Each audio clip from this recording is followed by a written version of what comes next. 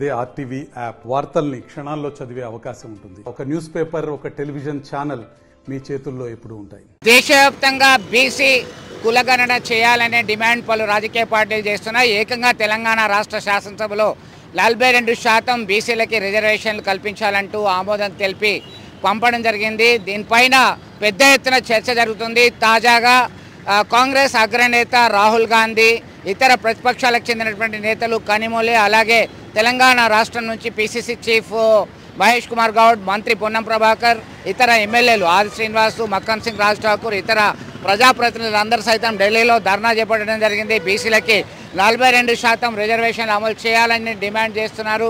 ఇది ఎంతవరకు సాధ్యమవుతుంది? మనతో మాట్లాడడానికి బీసీ సంఘం నేతలు, ఇతర పార్టీలకు చెందినటువంటి నేతలు ఉన్నారు. వారి అభిప్రాయం తెలుసుకుందాం. ఏంటి అసలు చెప్పండి, ఎట్లా చూడొచ్చు దీనికి సంబంధించి? బీసీల రిజర్వేషన్ 42% పెంచాలని చెప్పి డిమాండ్తో ఏకంగా దేశ రాజధానిలోనే ఒక ప్రెషర్ చేసే ప్రయత్నం చేస్తున్నారు. 100% కూడా ఏంటంటే ఈరోజు భారతీయ జనతా పార్టీ ఖచ్చితంగా చెప్తుంది 42% రిజర్వేషన్లు అనేవి కూడా ఇందులో ముస్లింలు దాగి ఉన్నారు కాబట్టి మేము ఒప్పుకోమని చెప్పేసి భారతీయ జనతా పార్టీ ఖచ్చితంగా చెప్తున్న తరుణంలో ఇక్కడ మన తెలంగాణ రాష్ట్రంలో మన ప్రభుత్వానికి బాధ్యత ఉంది. అందరినీ ఒప్పించి కూడా 42% రిజర్వేషన్లు తమిళనాడులో ఆనాడు ముఖ్యమంత్రి జయలలిత ఏ విధంగా అయితే ఆమోదింపజేపించి రాజ్యాంగంలోని 9వ షెడ్యూల్లో చేర్చిందో అదేవిధంగా మన ముఖ్యమంత్రి, మన రాష్ట్ర మంత్రులు అందరూ కూడా ఒత్తిడి తెచ్చి ఆ రిజర్వేషన్లను అమలు చేసే విధంగా చట్టం తెచ్చి ఆ చట్టాన్ని రాజ్యాంగంలోని 9వ షెడ్యూల్లో చేర్చి వాటికి రక్షణ కల్పించాలి. ఎందుకంటే గతంలో మహారాష్ట్ర కానీ, కర్ణాటక కానీ, గుజరాత్లో కానీ 50% రిజర్వేషన్లు అనేటివి దాటొద్దని చెప్పేసి అక్కడ హైకోర్టు, సుప్రీంకోర్టు కొట్టేసింది. కాబట్టి అలాంటి ప్రాబ్లం లేకుండా తమిళనాడు తరహాలో జయలలిత ఏ విధంగా అయితే అక్కడ రిజర్వేషన్లు అమలయ్యేదాకా అక్కడనే ఉండి రిజర్వేషన్లను ఏ విధంగా అయితే సాధించిందో మన ప్రభుత్వం కేవలం ఈరోజు ఒకరోజు ధర్నా చేయడం కాదు, పూర్తిగా లాబింగ్ చేసి అక్కడనే ఉండి నెల కానీ 2 నెలలు కానీ ఆమోదింపజేసి అప్పుడే రావాలని చెప్పేసి ఈ సందర్భంగా నేను ప్రభుత్వాన్ని, ముఖ్యమంత్రిని, రాష్ట్ర మంత్రులు అందరూ కూడా కోరుతున్నాను. మొత్తం మీద పని అయ్యేంత వరకు ఢిల్లీలోనే ఉండాలి, ఒత్తిడి తేవాలి, లాబింగ్ చేయాలని చెప్పి డిమాండ్ చేస్తున్నటువంటి పరిస్థితి. మనతో మాట్లాడడానికి సిపిఎం నేత ఉన్నారు. చెప్పండి, ఎట్లా చూడొచ్చు ఈ 42% రిజర్వేషన్ అనేది? ఒక పెద్ద ఇష్యూ, తేనె తుట్టని కలిపినట్టు అవుతుంది దేశవ్యాప్తంగా చేయాలంటే. వాస్తవానికి రాష్ట్ర ప్రభుత్వం ఆనాడు రాహుల్ గాంధీ మాట ఇచ్చిండని చెప్పేసి రాష్ట్ర ప్రభుత్వం రేవంత్ రెడ్డి మొత్తం రాష్ట్రంలో ఉన్నటువంటి బీసీ గణన చేసినటువంటి పరిస్థితిని మనం చూసాం. దాని మీద కూడా అనేకమైనటువంటి విమర్శలు కూడా చూసాం. ఎట్టకేలకు 42% అని చెప్పేసి అసెంబ్లీలో తీర్మానం చేసి ఇది కేంద్ర ప్రభుత్వానికి పంపారు. అసెంబ్లీలో నిండు సభలోనే బీజేపీ ఎమ్మెల్యేలు ఇది సాధ్యమయ్యేది కాదనే పద్ధతిలో కూడా వాళ్ళు మాట్లాడారు. సాక్షాత్తు కేంద్ర హోంశాఖ సహాయ మంత్రి ఉన్నాడు బండి సంజయ్ కూడా చెప్పినటువంటి పరిస్థితి ఉంది. ఏమంటాడు? ముస్లింలు 10% తీసేస్తే అంటాడు. కానీ బీజేపీ అధికారంలో ఉన్నటువంటి రాష్ట్రాలు ఏవైతే ఉన్నాయో అవి గుజరాత్ కావచ్చు, మహారాష్ట్ర కావచ్చు, ఇంకో రాష్ట్రం కావచ్చు, అక్కడ ఈ పకీర్లు అట్లాగే అందులో ఉన్నటువంటి ఉపకులాలు ఏవైతే ఉన్నాయో అవన్నీ కూడా బీసీగానే ఉన్నాయి. అక్కడ మరి రిజర్వేషన్ ఎందుకు ఉంది అంటే ఒక రాష్ట్రానికి ఒక పాలసీ పెట్టుకోవడం బీజేపీకి తగదు. కాబట్టి ఈ 42% ఏదైతే ఉందో దాన్ని ఖచ్చితంగా షెడ్యూల్లో చేర్చాల్సిందే, అది అందరికీ ఉపయోగకరంగా ఉండాల్సిందే అని చెప్పి సిపిఎం మేము భావిస్తున్నాం. రైట్, మీరు చెప్పండి, ఎట్లా చూస్తారు దీనికి సంబంధించి? బీసీ రిజర్వేషన్ 42% అవుతుందా? ఖచ్చితంగా 42% అనేది ఖచ్చితంగా తీసుకోవాల్సిందే. 9వ షెడ్యూల్ ప్రకారం అన్ని పక్క రాష్ట్రాలన్నీ అవలంబిస్తున్నాయి కాబట్టి ఈసారి రాష్ట్ర ముఖ్యమంత్రి గారు చేసిండు అదే కార్యక్రమాన్ని పూర్తిగా ఫుల్ఫిల్ చేసుకొని ఈ కార్యక్రమం విజయవంతం చేయాలని కోరుకుంటున్నాను. చెప్పండి.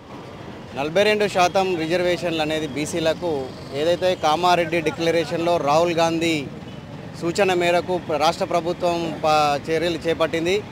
ఆ బిల్లు అసెంబ్లీలో ప్రవేశపెట్టినందుకు బీసీ సంఘాల పక్షాన మేము చాలా హర్షిస్తూ ఉన్నాం, సంతోషపడుతున్నాం. కానీ ఈ బిల్లు పార్లమెంట్ పరిధిలో ఉన్నందున ఇప్పుడు రాష్ట్ర ముఖ్యమంత్రి బాధ్యత తీసుకొని అక్కడ ఉండి వ్యవహారాలన్నీ చూసుకుంటున్నైనా ఈ బీసీ బిల్లు పార్లమెంట్లో పాస్ అయ్యే విధంగా చిత్తశుద్ధిని చాటుకొని ఇవాళ బీసీల పక్షాన నిలబడాలని చెప్పేసి మేము ఈ సందర్భంగా బీసీ సంఘాలన్నీ కూడా కోరుతూ ఉన్నాయి.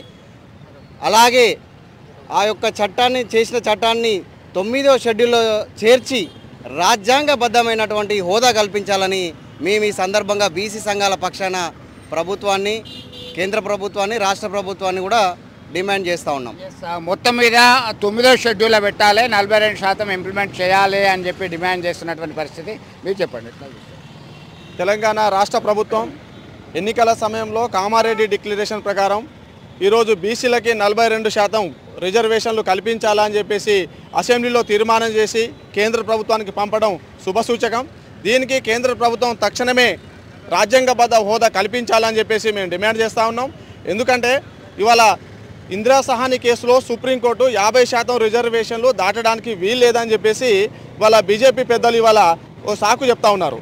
కానీ అదే తీర్పుని కాదని చెప్పేసి తమిళనాడు విషయంలో రిజర్వేషన్లు 50% దాటే విధంగా అక్కడ వాళ్ళు 61%కి పెంచుతూ అక్కడి అధికార ప్రతిపక్ష పార్టీలు అన్నీ కేంద్ర ప్రభుత్వంపై ఒత్తిడి తీసుకొచ్చి దాన్ని 9వ షెడ్యూల్లో చేర్చి కోర్టులో కూడా సమీక్ష చేసే అవకాశం లేకుండా ఆ రోజు రాజ్యాంగబద్ధ హోదా కల్పించారు అప్పటి పార్లమెంటు. కాబట్టి బీజేపీ ప్రభుత్వం ఈరోజు ఈ దేశానికి ఒక బీసీ వెళ్తూ ఉన్నారు, ఒక ఛాయ్ వాలా వెళ్తూ ఉన్నారు. ఇవాళ మోడీ గారు ఒక బీసీ ప్రధాని అని చెప్తున్న వారు, మోడీ గారు నిజంగా బీసీ వారైతే బీసీలపై చిత్తశుద్ధి బీజేపీకి ఉంటే ఈ దేశంలో తక్షణమే పార్లమెంట్లో దీన్ని చర్చ 9వ షెడ్యూల్లో ఖచ్చితంగా చేర్చాలి, 42% అమలు చేయాలని డిమాండ్ చేస్తున్నటువంటి పరిస్థితి. మీరు చెప్పండి, ఎట్లా చూస్తాం? నేను చెప్పానంటే ఇప్పుడు ఏదైతే హామీ ఇచ్చి కాంగ్రెస్ ప్రభుత్వం గవర్నమెంట్ ఏర్పాటు చేసిందో ఆ మాట ప్రకారంగా ఫస్ట్ వాళ్ళు వెనక ముందు అయినా కానీ తర్వాత బీసీ సంఘాలు అందరూ ఉద్యమించి మాకు కంపల్సరీ కావాలని కొట్లాడ చేయడం జరిగింది. కానీ అదేదో కులగణన అని చేసి అది తూతు మంత్రంగానే జరిగింది. కులగణన అది కూడా కరెక్ట్ జరగలేదని నేను ఈ ప్రతీకముఖంగా నేను తెలియజేస్తున్నాను. మేము కుర్మ సంఘం, నేను కుర్మ హక్కుల పోరాట సమితి రాష్ట్ర అధ్యక్షుడిగా పనిచేస్తున్నాను. ఆ జనాభా లెక్కలలో కుర్మల జనాభా జాబితాలో లేనట్టే చూపెట్టారు. ఇవాళ ఈ కాంగ్రెస్ ప్రభుత్వం కూడా 42% డిక్లేర్ చేసింది. ఈ కుర్మ కులం అనేది ఎటువైందని నేను దీని సందర్భంగా ప్రశ్నిస్తున్నా. అసలు కుర్మలు లేరనే చెప్తున్నారు, వాళ్ళు యాదవులు అంటారు. ఎన్టీ రామారావు గారు ఉన్నప్పుడు 1984లో 8 మంది ఎమ్మెల్యేలు ఉండ్రి. ఇప్పుడు 42% రిజర్వేషన్లకు సంబంధించి మీ అభిప్రాయం చెప్పండి. అభిప్రాయం చెప్తున్నానండి, బీసీలకు సంతోషకరమైన విషయమే. మొత్తం మీద 42% రిజర్వేషన్ అమలు చేయాలి. 2011 జనాభా లెక్కలు ఎట్లా అయితే చేశారో అప్పటి నుంచి జనాభా లెక్కలు చేయట్లేదు. ఖచ్చితంగా జనాభా లెక్కలు కులగణన దేశవ్యాప్తంగా చేసిన తర్వాత దామాషా పద్ధతిలో రిజర్వేషన్లు ఇవ్వాల్సిందే, 9వ షెడ్యూల్లో చేర్చాల్సిందే అని డిమాండ్ చేస్తున్నటువంటి పరిస్థితిని మనం గమనించవచ్చు. వీడియో జర్నలిస్ట్ సుమంత్తో కలిసి చంద్రశేఖర్, RTV, కరీంనగర్ నుండి. మరిన్ని వీడియోస్ కోసం ఛానల్ ని సబ్స్క్రైబ్ చేయండి, లేటెస్ట్ అప్డేట్స్ కోసం వాట్సాప్ ఛానల్ ని ఫాలో చేయండి అండ్ లింక్ డిస్క్రిప్షన్ లో ఉంది.